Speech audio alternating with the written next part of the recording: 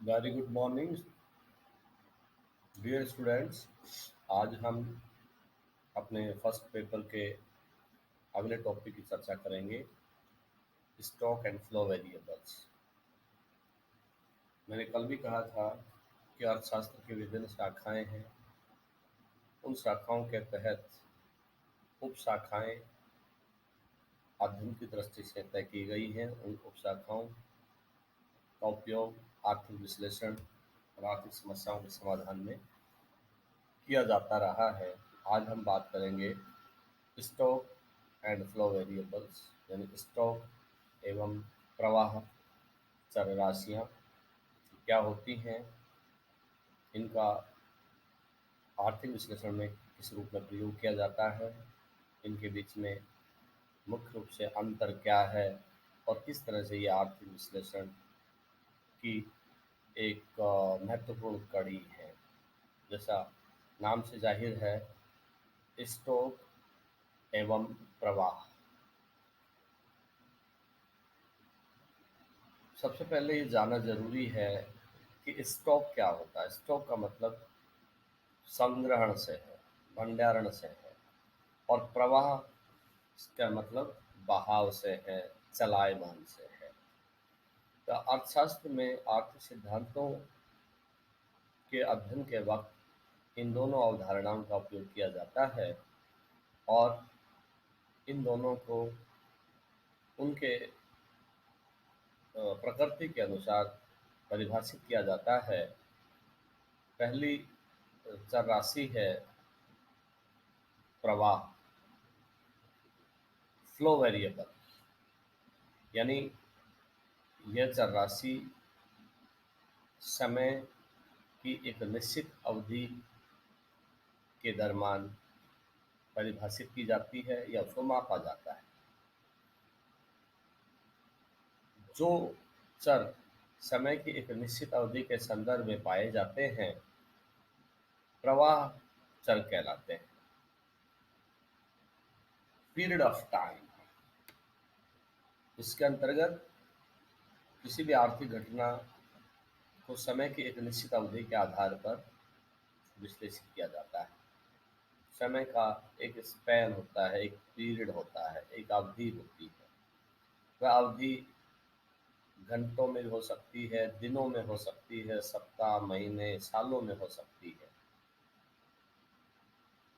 जैसे उदाहरण के लिए राष्ट्रीय आय एक प्रवाह चर है, क्योंकि यह एक वर्ष की अवधि में उत्पादित अंतिम वस्तुओं और सेवाओं के योग को दर्शाता है।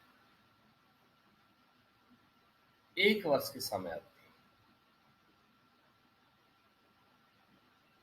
इसमें वो सभी वस्तुएं और सेवाएं शामिल होती हैं जो एक वर्ष की अवधि के दौरान उत्पादित होती हैं। इसके अन्य उदाहरणों में जैसे आय है, व्यय है, बचत है, ब्याज है, आयात निर्यात, मूल्यह्रास आदि आदि इसके अंतर्गत आते हैं, जो कि समय की एक निश्चित अवधि के दरमियान मापे जाते हैं, उनका मापन होता है, वो निर्धारित होते हैं। इसके बाद हम बात करते हैं स्टॉक चर, स्टॉक वेरिएबल। स्टॉक जैसा कि नाम से जाहिर है, भंडारण, संग्रहण। It is related to the point of time, certain point of time, यानी समय का एक निश्चित बिंदु।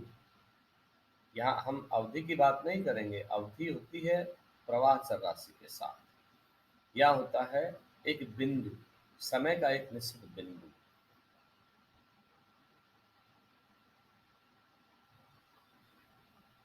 ऐसे चर जो समय के एक निश्चित बिंदु के संदर्भ में मापे जाते हैं, पाए जाते हैं, उन्हें स्टॉक चर कहा जाता है। समय का एक बिंदु कोई समय हो सकता है दिन के 12 बजे, दोपहर के 2 बजे, रात के 8 बजे, या कोई दिन हो सकता है 31 मार्च 2020 जिसमें फाइनेंशियल ईयर ख़त्म होता है, या 30 नवंबर 2020, या किसी भी दिन रविवार या सोमवार, कहने का तात्पर्य समय का एक निश्चित बिंदु आइडेंटिफाई करके उस बिंदु के आधार पर आर्थिक चरों का अध्ययन होता है। उदाहरण के लिए राष्ट्रीय पूंजी स्टॉक चर है, जो ये बताती है कि किसी निश्चित समय बिंदु पर, जैसे 1 जनवरी 2020 के दिन देश में पूंजी का स्टॉक कितना था, जिसमें सभी मशीनें, औजार, सड़कें, इमारतें, कच्चा माल, औद्योगिक उत्पादन सब शामिल हैं। 1 जनवरी 2020 एक सर्टेन पॉइंट ऑफ टाइम, इस समय के बिंदु पर हम राष्ट्रीय पूंजी को मापते हैं, तो ये कहलाता है स्टॉक चर राशि। स्टॉक चर राशि के और उदाहरण भी दिए जा सकते हैं कि देश में 1 जनवरी 2020 को विदेशी विनिमय भंडार की क्या स्थिति थी, देश में 31 दिसंबर 2020 को खाद्यान्नों की क्या स्थिति रहेगी। यानी किसी भी समय के एक बिंदु पर हम आर्थिक घटनाओं का विश्लेषण करते हैं। अब हम इन दोनों के अंतर का विश्लेषण करेंगे। इन दोनों के अंतर के कुछ हमने यहाँ आधार लिए हैं, उन आधारों पर इनका अंतर स्पष्ट होगा। जैसे पहला आधार लिया है माप, मेजरमेंट। मेजरमेंट के आधार पर स्टॉक और प्रवाह चर राशि में अंतर करते हैं। जहाँ तक स्टॉक चर राशि का प्रश्न है, स्टॉक एक समय बिंदु या निश्चित समय पर मापा जाने वाला चर है। जैसा पहले हमने इसके परिभाषा में बताया कि it is measured eight a certain point of time. समय का एक बिंदु होना चाहिए, एक दिन, कोई भी दिन है, कोई समय है, कोई भी वार है, उस आधार पर। वहीं दूसरी तरफ प्रवाह चर राशि में समय की एक निश्चित अवधि के दौरान आर्थिक घटनाओं का विश्लेषण होता है। 1 जनवरी 2020 से 31 दिसंबर 2020 तक देश में फॉरेन एक्सचेंज यानी विदेशी विनिमय भंडारों में कितना वृद्धि हुई, तो ये है एक सर्टेन पीरियड ऑफ टाइम, 12 महीने। इसको हम प्रवाह चर राशि के रूप में परिभाषित करते हैं। तो ये हुआ माप का आधार।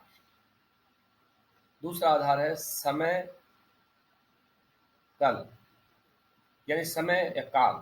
समय काल यानी स्टॉक का जहाँ तक अर्थ है, जहाँ तक उसका प्रश्न है, स्टॉक का समय काल नहीं होता है, जबकि प्रवाह का समय काल होता है। समय काल दोनों समय क्या से जुड़े हुए हैं। एक में अवधि का विश्लेषण करते हैं, अवधि के आधार पर अंतर स्पष्ट करते हैं, दूसरे में बिंदु के आधार पर उसको परिभाषित करते हैं। तो इसमें स्टॉक में समय काल नहीं होता है, जबकि प्रवाह में समय काल अवधि होती है। तीसरा अंतर का आधार है प्रकृति। प्रकृति की जहाँ तक बात है, प्रकृति के आधार पर स्टॉक चर राशि की प्रकृति है वो स्थायी होती है, अचल होती है, वो चलायमान नहीं होती है, वो अस्थाई नहीं होती है। जबकि प्रवाह की प्रकृति है वो गतिशील होती है, गत्यात्मक होती है, वह परिवर्तनशील होती है। इस तरह से दोनों की प्रकृति अलग अलग है। प्रवाह की प्रकृति है गत्यात्मक और स्टॉक की प्रकृति है स्थायित्व, स्थायीपन। चौथा आधार है उदाहरण के तौर पे, उदाहरण के आधार पर अंतर क्या है, कैसे कि जहाँ तक स्टॉक की बात है, इसमें संपत्ति, दूरी, टैंक में जल की मात्रा या देश में मुद्रा की मात्रा या देश में खाद्यान्न की मात्रा, ये उदाहरण ऐसे हैं जो समय के एक निश्चित बिंदु पर मापे जाते हैं। और प्रवाह के उदाहरण के तौर पे हम देखते हैं आय, एक सर्टेन पीरियड ऑफ टाइम के आधार पर मापी जाती है। गति, नदी में जल, मुद्रा का व्यय, ये सब समय की अवधि के आधार पर इनमें अंतर किया जाता है। तो ये हुए प्रवाह के उदाहरण। इसके बाद हम निष्कर्ष के तौर पे कह सकते हैं कि निबल निवेश प्रभाव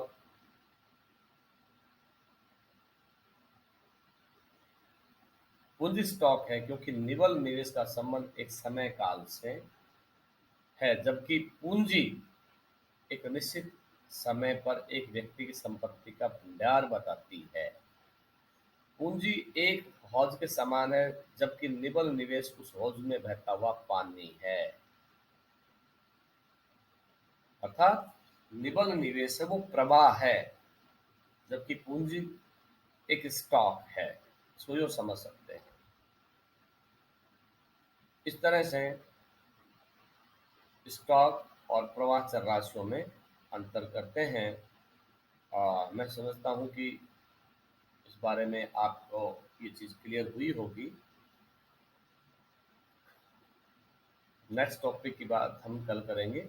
आज के लिए इतना ही। बहुत बहुत धन्यवाद।